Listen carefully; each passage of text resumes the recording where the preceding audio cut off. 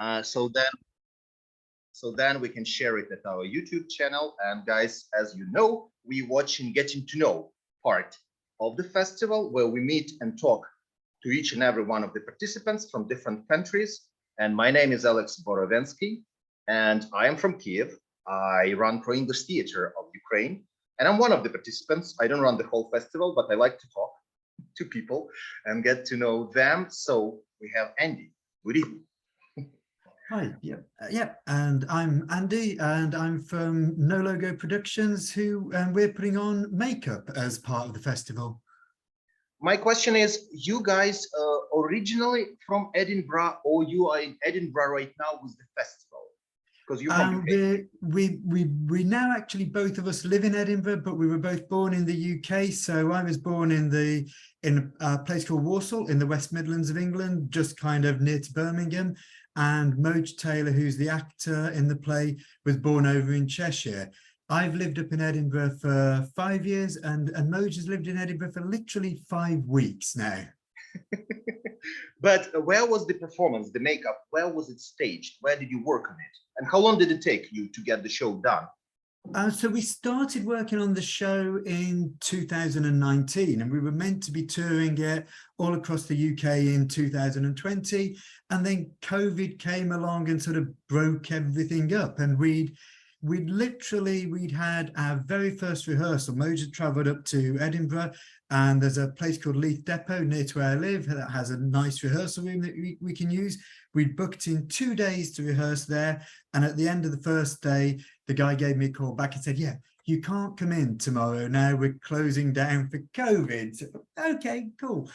And so we developed the play a lot after that with, so Moj would film little clips and send them over to me, and then I'd have a look at them and kind of get back and say, yeah, that works, or can we tweak this, can we do that? So we developed the play, a lot of the things after the script was written, a lot of the sort of development we did via Zoom. And then when in October 2020, in Brighton, there was a small sort of fringe festival, and we'd been meant to do Brighton earlier that year, but then we said, yeah, we wanted to do that because it was about kind of getting theatre back on, getting audiences back into theatre. And we had like kind of, you could sell out with like 10 or 15 people because everything was socially distanced. So yeah, you'd have a sellout run. And we did the play then, which was really great to do. And we kind of then carried on with it over the next couple of years, doing it in various festivals. And the recording that we're showing for ProAct was one that we filmed earlier this year in Eden Court in Venice. The theatre there were absolutely fantastic with us.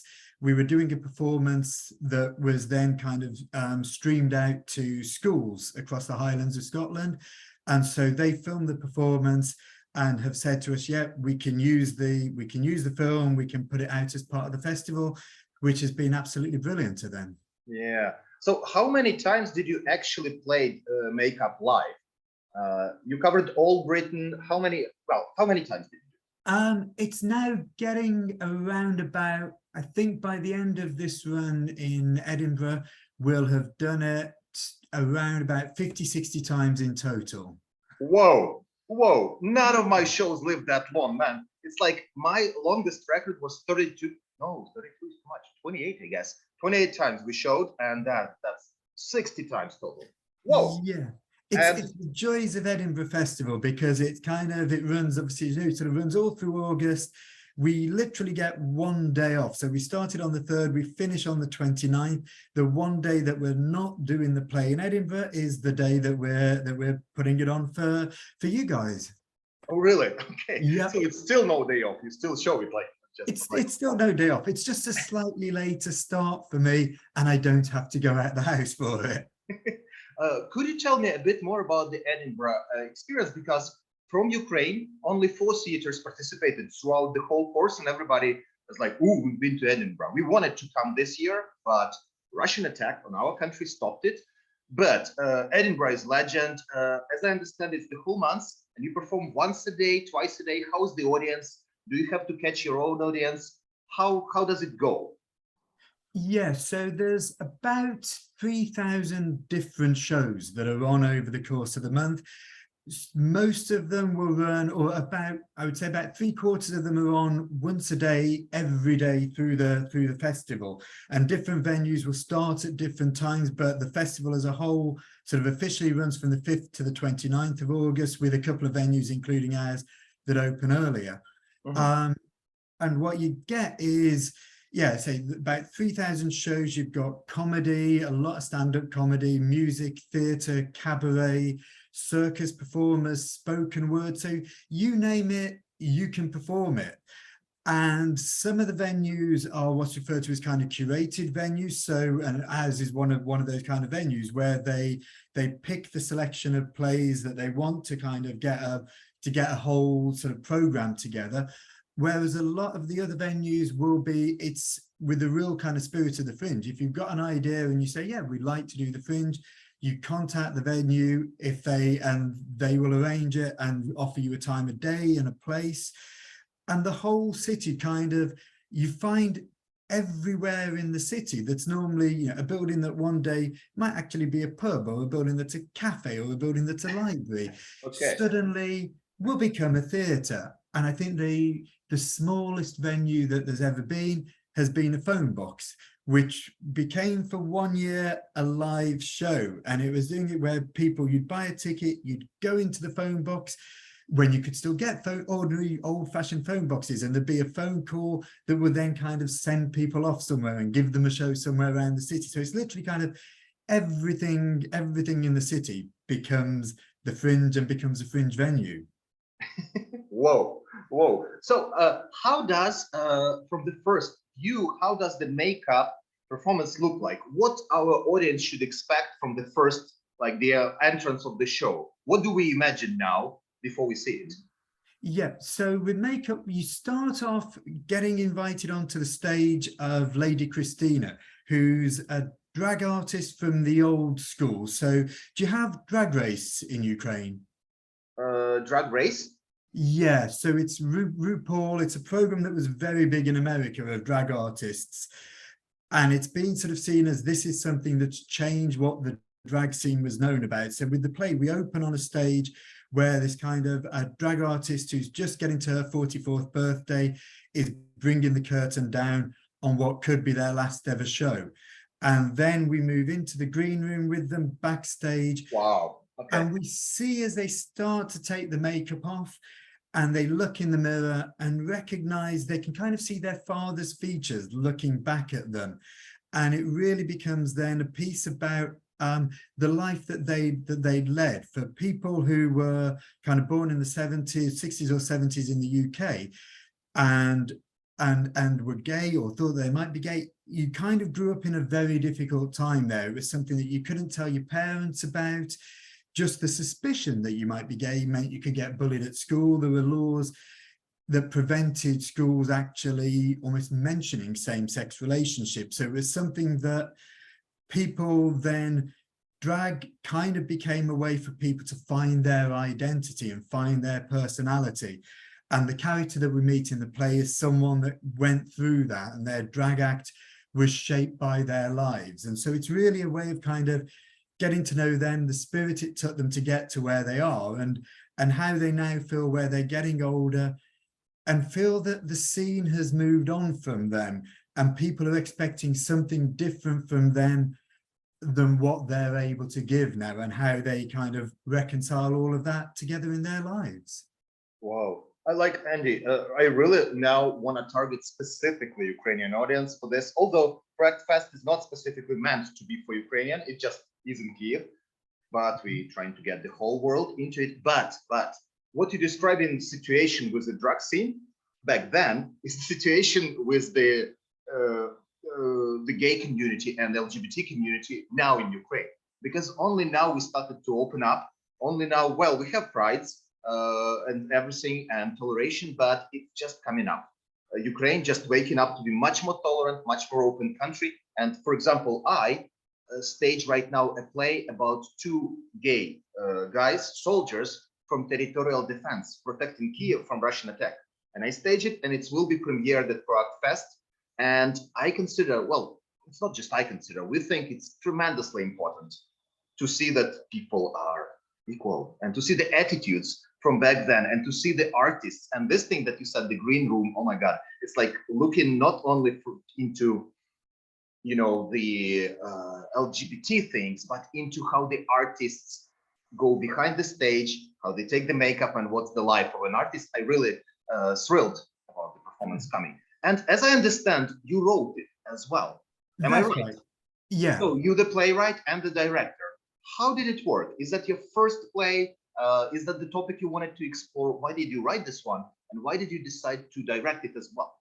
Yeah, so this is about my seventh, eighth play that's made it to the stage. And then there's assorted ones that live in cupboards somewhere in my house that have never kind of seen the stage. But so, and it's the fourth one I think that I've directed myself, and it was really the play came around with a conversation that I'd had with an actor who'd been in one of my previous plays, who was talking with a little kind of part of an idea which just intrigued me, and I then kind of started to build the play up to really sort of inhabit the world of the character, because I was fascinated with drag and with hearing, say, the Drag Race program, how that's really sort of shifted identities. And I'm always very interested in that sense of sort of identity, and whether it's drag or anything else, how we can present ourselves in different ways. So this was a really kind of good vehicle for me. And I chose to direct it. I'm actually now co-directing it with Moj, because he did so much work on it during lockdown. I feel rude and cheating if I put my own name down as the sole director. But I think I probably have that bit of almost, in a sense of, sometimes when you write a play, you imagine it in certain ways. And I've worked with some great directors, but often I feel that if I've got, because I knew Moj from previous stuff where we worked together, he's a brilliant actor and we get on really well. And I knew kind of, while working with him, we just have that relationship where you get, we get what the play is about, we get what each other's about, and it really works to kind of put something on the stage that you feel, we're both invested in this, and we're delivering something that kind of bounce ideas off each other. So I think that's kind of why I've chosen to direct this initially myself, and now with Mo. Okay, now I see. Yeah. Wow, because that was my other part. Like, is anybody or in a play is based on, like, you know, do you imagine yourself playing the character? Now I know. It's like, yeah. All right. And what is the festival story of the performance? Did it? Okay, it's doing Edinburgh right now. It will be at Fest this month.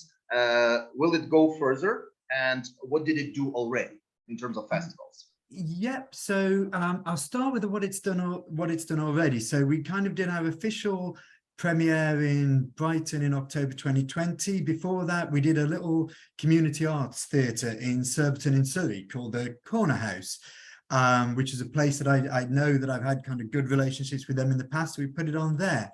When we did the show in Brighton, we also found out about a festival called the Marsh Festival that's organised by the Marsh Theatre in San Francisco, who have been they've always done solo shows. And in the first lockdown, they carried on doing online solo shows. And one day they'd had someone who kind of typing in, I loved your show. I'm from Airdrie or somewhere like that. And they said, oh, do you mean Airdrie, Connecticut? And they said, no, Airdrie, Scotland. And they realized then that they were suddenly getting this massive worldwide audience. So they set up an online solo festival, and we'd filmed an earlier version of the show. And we got in touch with them, and they said, we like this. So when we did the first run, we came off the stage at Brighton at 8:30 on a Saturday evening. As we came off the stage somewhere out from San Francisco, the play was being broadcast to an audience there as well, which was kind of fantastic to do. Then last year we took it back to Brighton and to Buxton Festival, which is in Derbyshire. And then, as we received some funding from two organisations in Scotland, we've played in Aberdeenshire, across the Highlands last year and this year, and then we've done a couple more festivals in England. And now we're on to the big Edinburgh run from it, and then and obviously with yourselves on Monday. And then after that, we've got another festival date lined up for Aberdeen in September. And finally, we should be going and sort of eventually doing the play in a theatre just down the road from where I grew up. Whoa. No. In next May, I think that should be. We've got that date lined up, and hopefully a few more coming off the back of this run. Wow.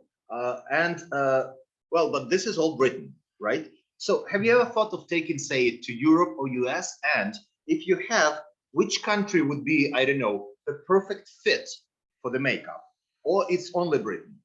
You know, which country would take it the best? Yeah, no, we'd love to take it everywhere around the world, and I mean, we want to be in Key next year. We'll do a house swap with you. You come here, we'll go there, or Yes, exactly. But yeah, we want to be on the stage there next year doing the play, and we want to take it around, you know, other places.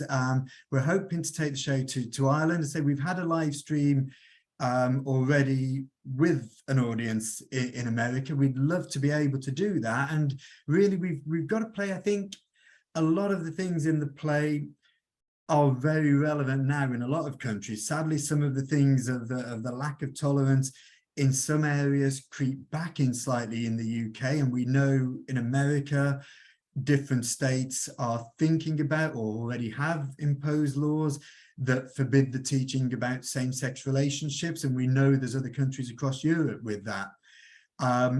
We'd like to take the play, so we'd like to take the play out to audiences, again, across Europe, across the States. We need the money to do this, of course, is always the biggest kind of barrier from our ambitions, but hopefully we will be able to do that. Yeah, I mean, absolutely. Like, tell you what, since the beginning of the war, ProEnglish Theatre started traveling much more than we did and producing many more shows. So if you guys need any push, we're happy to provide it. Brilliant, thank you. The play that you mentioned, by the way, your play with the set within the army and the two gay soldiers from that. Yeah. There's a venue. I'll message you about this later on, but there's a venue in the Fringe every year called Army at the Fringe, which I've worked with them, where they're kind of promoting things that give different ideas, give different impressions about the army.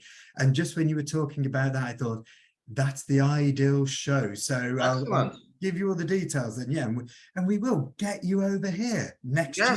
It's like, you know, it's always been my dream. Edinburgh, always been my dream. Our theater is in English. We're the only English-speaking theater of Ukraine, so it was always my dream to get to UK. And so far we've been to Germany, Poland, Egypt, but never to UK, the cradle of theater, you know. Yeah. So love to. And this is what Product Fest is all about. It's all about bringing connections for the audience, because Andy knows this one, but for now we already have, I guess, around 6 or 7 countries on the list. We have US, several performances from UK. We have North Korea. Guys, we have an artist from North Korea doing the show. Well, she lives in USA now, but still. So this festival really gets international, and I guess we're going to be rounded up on this. And Andy, do you remember the dates? Did we already select the date for makeup at Product Fest? Yeah, at ProAct, it's Monday the 15th. UK time is 6 p.m. So in Ukraine, that's 8 p.m. 8 p.m. Yes, exactly. Yeah. Exactly. Yeah, and for the audience, there are 2 ways to see it, probably 3 now, but normally you can see it at the page of Product Fest, with a Facebook page, Instagram page, and Twitter, Product Fest. Plus, we do cooperate right now with the Scene Saver. And Scene Saver is one of the biggest platforms in UK and now worldwide that puts theater performances in a free access. You can watch it all as far as you're registered, and you don't have to pay. It's not Netflix. You don't have to pay, but you can donate if you like the show, and all the money goes to the artists. So, and this show will be, if it's not yet already there, it will be on Scene Saver. And we put a direct link on the day of the performance, which is the 15th, 6 p.m. UK time. Stay tuned. This is our first talk of getting to know Andy. Thank you very much. I really want to meet you now in person. You're such a great person, and I'm glad that we meet like this, and looking forward to meeting you. This time next year, we will be together in a pub somewhere in the world. Yes. Yeah. And I love British beer, just for you to know. So looking forward. Okay, guys. Yeah, Andy, talk to you soon, and everybody else, meet you next day for the next Getting to Know. We'll publish the time and the person. Thank you, everyone. Prague Fest is coming back. Bye-bye.